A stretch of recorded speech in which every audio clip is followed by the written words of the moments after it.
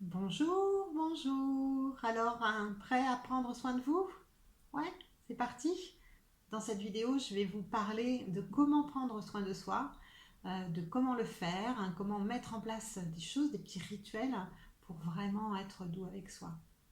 D'abord, on va voir, ça veut dire quoi prendre soin de soi. Savoir d'abord que c'est pas juste se chouchouter ou se faire plaisir, mais c'est vraiment d'être attentif à soi et de veiller à son équilibre, son bien-être, sa santé, vraiment de façon profonde et pas seulement être dans la recherche de petits plaisirs futiles, mais vraiment prendre soin de soi, ça veut dire aller chercher dans sa nature profonde ce qui va me nourrir, ce qui va me permettre d'être à l'écoute de mes besoins aussi.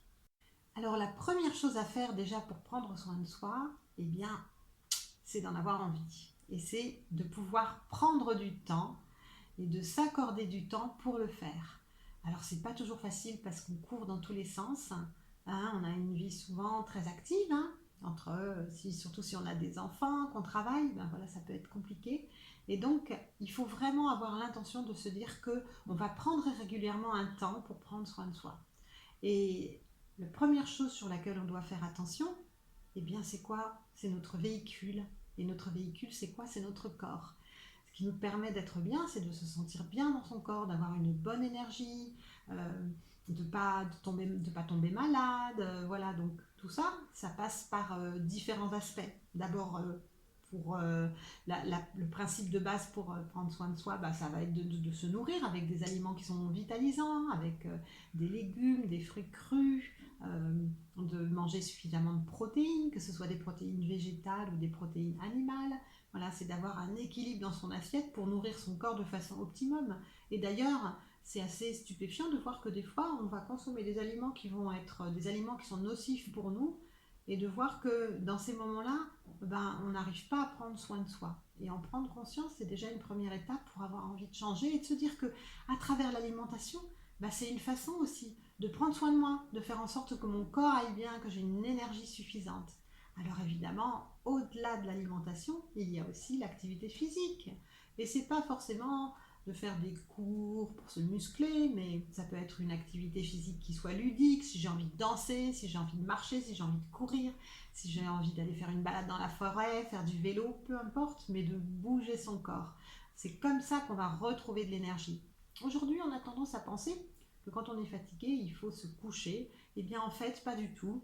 Quand on est fatigué, il faut bouger, il faut remuer pour ramener de l'énergie et de la circulation dans le corps. Donc ça, c'est le plus important, c'est de prendre soin de son corps et de se donner des moments où on va prendre soin de son corps au quotidien. Et puis il y a une autre chose qui est super importante, et ça vous devez le savoir, parce que quand vous en manquez, eh ben, c'est la catastrophe. Vous voyez de quoi je veux parler? Non? Ah, c'est le sommeil. Si vous avez déjà subi une nuit blanche, que vous n'avez pas décidé d'avoir cette nuit blanche, je vous parle pas des fois où vous partez faire la fête avec vos amis, mais des moments où vous n'avez pas pu dormir, vous savez que là, la journée va être compliquée. Donc c'est super important de bien, bien, bien dormir.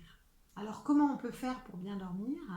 Eh bien, c'est important, par exemple, d'aérer sa chambre régulièrement, d'avoir une chambre bien rangée. Il y a plein d'astuces pour bien dormir et vous les trouverez sur mon site, sur mon blog. Il y a un article spécifique avec toutes les attitudes qu'il faut mettre en place pour, euh, pour bien dormir. Je vous mettrai le lien, hein, en dessous de la vidéo pour que vous puissiez aller voir. Et vraiment, ça c'est super important que vous ayez un sommeil qui soit vraiment réparateur. Parce que pendant le sommeil, vous allez régénérer toutes vos cellules, c'est comme ça que vous allez être plus concentré dans la journée, que vous allez pouvoir détoxifier aussi correctement, que vous allez pouvoir digérer correctement.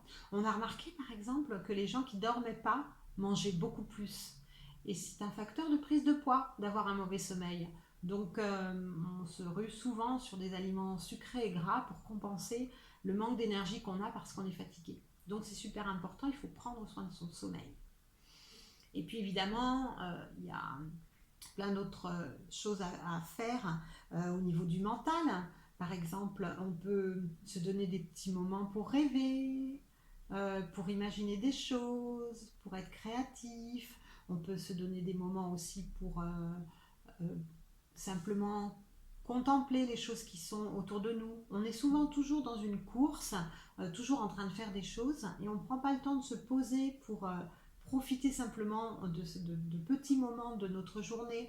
Ça peut être par exemple de s'asseoir dans un parc, d'écouter les oiseaux chanter, de regarder des enfants jouer, de se connecter vraiment à ce qui se passe autour de nous. C'est des petits moments qui nous paraissent très anodins, mais qui peuvent vraiment nourrir une façon de se connecter au monde aussi, parce que ça c'est important, se connecter aux autres. Et d'ailleurs c'est super intéressant, moi j'ai vu un super reportage, je ne sais pas si vous avez vu, il y a eu un reportage sur les zones bleues. Vous savez, ce sont ces zones de la Terre en fait, à différents endroits, où on a remarqué qu'il y avait un nombre de centenaires très important. Et du coup, il y a un médecin et un naturopathe qui ont décidé d'aller visiter ces zones pour explorer ce qui se passait dans ces endroits-là. Et donc, ils ont remarqué que, eh ben, il n'y avait pas, d'abord au niveau de l'alimentation, on pourrait s'imaginer que c'était une alimentation spécifique, et en fait, c'est pas tellement le cas. Il n'y a pas tellement de règles très figées, même si on a remarqué que certains régimes alimentaires allongeaient l'espérance de vie. Mais en tous les cas, ce qu'on a remarqué surtout, c'était que c'était une alimentation qui était faite uniquement avec des produits bruts.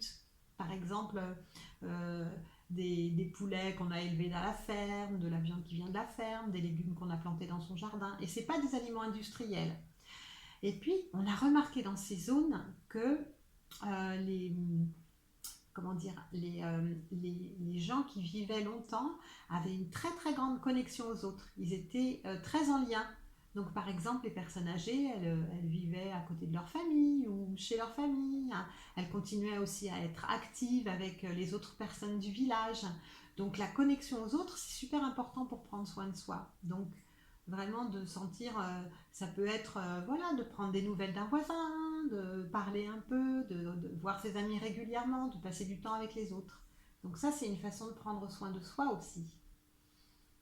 Et puis, on peut aussi lire des textes inspirants pour en fait nourrir son mental de choses qui sont belles, qui sont jolies, qui nous permettent de voir les choses aussi d'une façon, je dirais, plus optimiste. Je ne vais pas dire positif parce qu'on n'a pas besoin d'être positif si on n'a pas envie de l'être, mais en tous les cas de garder cet optimisme, cette envie d'être au monde en fait quelque part. Prendre soin de soi, c'est aussi ça, hein, c'est d'avoir envie de continuer dans le monde en étant connecté. Et puis, il y a des choses qui sont pas très bonnes pour notre mental et qu'il faut éviter. Bah, par exemple, c'est de remarquer à chaque fois qu'on est dans des espèces de ruminations, qu'on est toujours en train de se répéter la même chose. Moi, je trouve que c'est super important d'essayer de surveiller ça. Alors moi, je le fais facilement parce que eh ben, je fais de la méditation et ça aide vachement. La méditation pour le mental, c'est top. Parce que ça nous aide à voir tous les moments où on est dans des pensées un peu, où on est en train de se raconter des histoires et tout. Donc, si vous avez tendance à ruminer beaucoup, moi je vous conseille vraiment d'essayer la méditation. Vous allez voir, c'est vraiment bien. Et le mieux, c'est pas de le faire avec une application, mais c'est de le faire avec quelqu'un. Même si vous prenez qu'un ou deux cours avec quelqu'un pour qu'on vous explique bien comment ça marche. Donc ça, c'est bien de surveiller ses pensées aussi. Et puis de voir aussi que on a tendance à se focaliser parfois sur le négatif parce qu'on est toujours en connexion avec des médias qui sont négatifs. Donc ça, il faut bien surveiller aussi la connexion qu'on a aux médias, à la radio, à la télé, et d'essayer de voir aussi des choses positives, regarder un bon film rigolo ou de regarder des informations qui sont positives, de lire des romans qui sont inspirants. Enfin voilà, nourrir son mental aussi, de voir qu'est-ce qu'on va mettre dans notre caboche, parce que c'est elle aussi qui va nous permettre voilà, d'entrer en relation avec les autres d'une certaine façon. Et si on est toujours triste et toujours dans le négatif, ben, ça donne pas très envie, et du coup on a du mal à se connecter aux autres et on a du mal à être bien avec soi-même aussi. Donc voilà, de surveiller un petit peu comment on peut voilà, être en lien avec ce qu'on met dans notre mental. Et puis, on a besoin, pour prendre soin de soi aussi, ça c'est une clé qui est importante, c'est que c'est important d'apprendre à se connaître. Parce que ah ben, pour savoir ce qui va nous aider, ce qui va nous nourrir, si on n'a pas appris à se connaître et à explorer ça, ben c'est compliqué.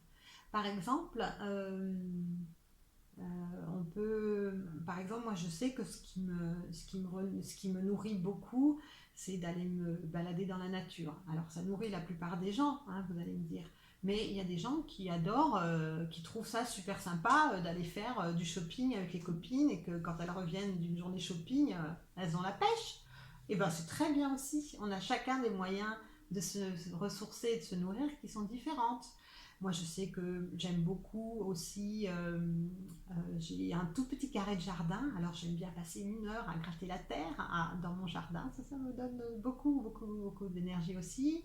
J'aime bien papoter avec des copines, donc au téléphone, ou de faire des petits goûters, des petits dîners. Donc ça me donne beaucoup d'énergie. Et donc, ben, je peux savoir ce qui va me nourrir que si je me connais bien. Donc c'est important toujours de voir un petit peu, de sentir quand je fais quelque chose, de me poser la question, tiens, quand je fais cette activité, est-ce que ça me donne de la joie?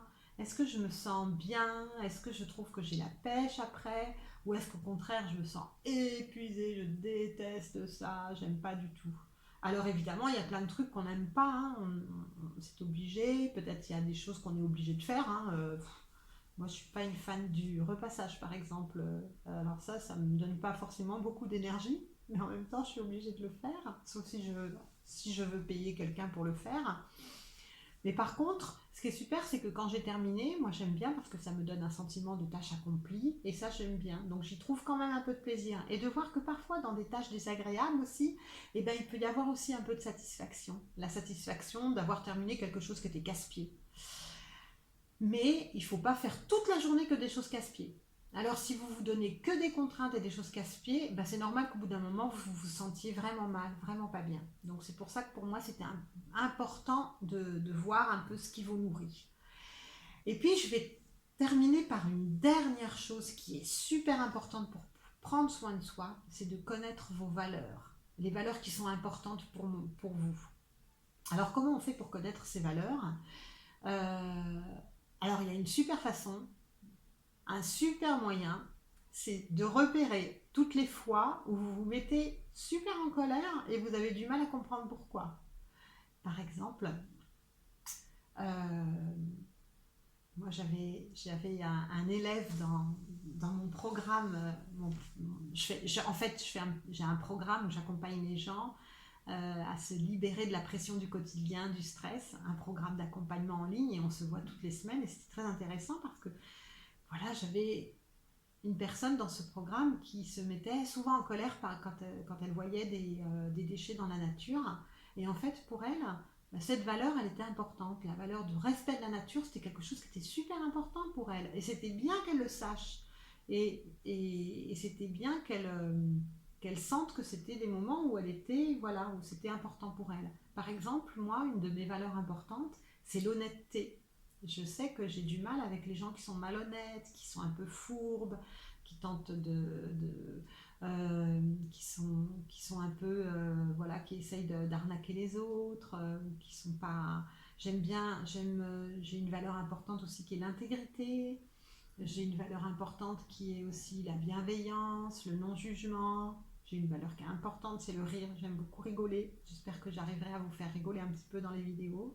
Voilà, donc si vous voulez savoir quelles sont les valeurs qui sont importantes pour vous, allez regarder toutes les fois où vous vous mettez en boule pour un truc. Alors là, il y a quelque chose à découvrir. Donc voilà. Donc voilà pour aujourd'hui pour cette vidéo, pour voir comment prendre soin de vous.